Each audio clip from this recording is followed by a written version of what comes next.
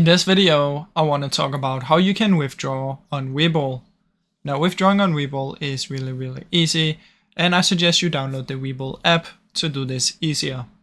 Simply what you want to do is open up the app and click on the Webull logo, go to transfers, and you should be able to see withdraw and deposit in there.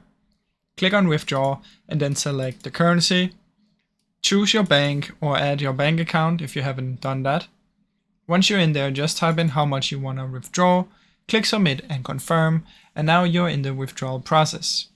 Now usually you will get your money within 24 hours, depending on if you made a wire transfer or whichever one you did, but sometimes it can take up to a few business days if it's a wire transfer. But if it's a direct back to your card, it will usually be within like 24 hours. Now I really hope you enjoyed this short video. If you did, please leave a like and subscribe, as it helps me out a ton. Thank you so much for watching.